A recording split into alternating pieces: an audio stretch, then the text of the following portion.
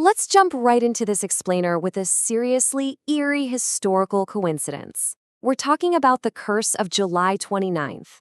It's this specific calendar date that casts a massive, dark shadow over Nigerian history, practically sealing the fates of three major figures from this incredibly turbulent era: Aguiyi-Ironsi, Yakubu Gowon, and Kaduna Nziogwa. Think about this. Ironsi was assassinated on July 29, 1966. Exactly 1 year later to the day, Nziogwa was killed in battle on July 29, 1967. And then, years later, Gowon was overthrown on, you guessed it, July 29, 1975. So, to really understand how this one single date became so unbelievably consequential, we've got to map out the tragic domino effect of 1966. Which brings us to our first domino, the spark. January 1966. The sheer speed of the collapse here is mind-boggling. In just 6 short months, a newly independent Nigeria went from a functional civilian democracy to a bloody military coup in January, right into a highly controversial Unification Decree in May, and then straight into a lethal counter-coup by July. That is a breathtaking pace of change that completely rewired the nation.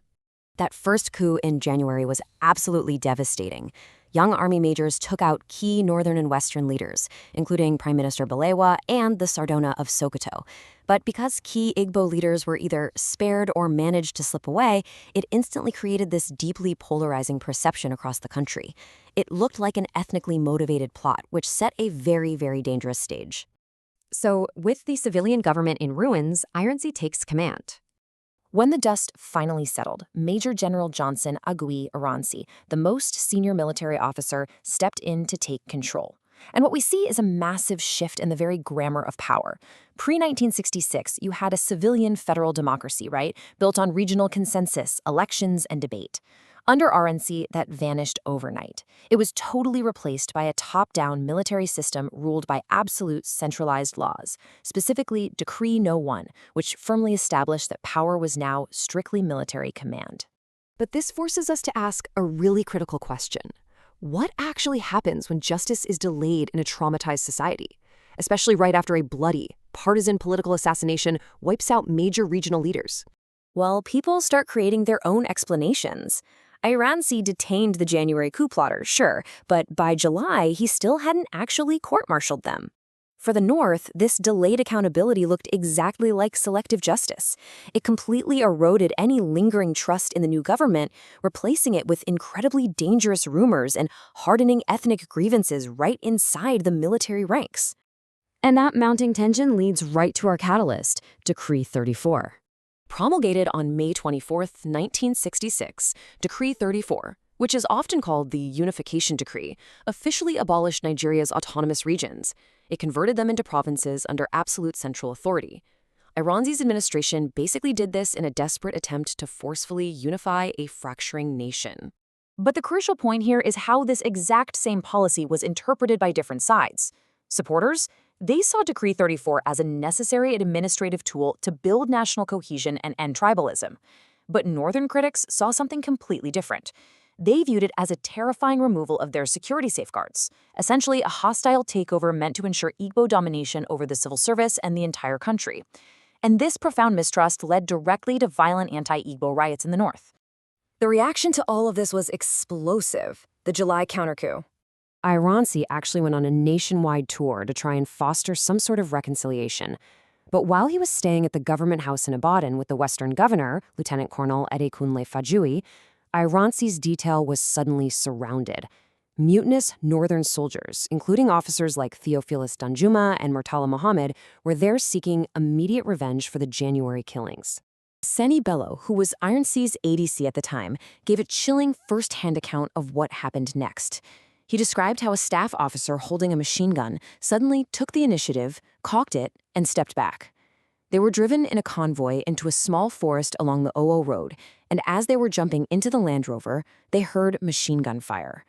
The captured leaders had been stripped of all their power and marched straight into the bush by non-commissioned officers. But amidst all that chaos, there was this truly remarkable, tragic display of loyalty. The mutineers actually offered Governor Fajuyi a way out. They offered him safety. but he flatly refused to abandon his guest. Because of that choice, both men were violently stripped of their military epaulets, severely beaten, and executed in a shallow grave. With the Supreme Commander dead, we enter the path to war. The dominoes just kept falling. Lieutenant Colonel Yakubu Gowon, a Christian from a northern minority tribe, assumed power, but the cycle of violence was completely uncontrollable at this point. Brutal pogroms started targeting Igbos living in the north. Over 1 million people were forced to flee back to the eastern region, and that completely shattered whatever fragile trust still remained in the idea of a united Nigeria. This rapid descent built up to the ultimate failure of peace. In early 1967, military leaders met in Aburi, Ghana, to try and stop the bleeding, but the Aburi Accord totally collapsed. The eastern leader, Chukwuemeka Ojukwu, demanded regional commands of the military for his people's safety. Gowon's federal government steadfastly refused, viewing that as unacceptable devolution. The agreements broke down, accusations flew, and finally, on May 30, 1967, the eastern region declared itself the independent Republic of Biafra. The sheer scale of what followed is just staggering. The devastating civil war officially kicked off on July 6, 1967, and lasted for 30 agonizing months. We're talking fierce fighting, federal blockades, mass starvation, and a tragic toll of well over 1 million civilian lives before Biafra finally surrendered in January 1970. Bringing this all the way back to the hook we started with, the eerie shadow of July 29th just loomed so large over this entire era. It's the grim calendar date that marked Ironsi's brutal murder in 1966, Nzeogu's combat death exactly a year later in 1967, and eventually Gowon's own bloodless overthrow while attending a summit in 1975. So I want to leave you with this final thought to ponder today. When a society is deeply traumatized and its very foundation is cracked by fear and delayed accountability, can top-down decrees ever actually legislate unity, or do they simply accelerate the domino effect toward conflict? Thanks for joining me on this explainer today.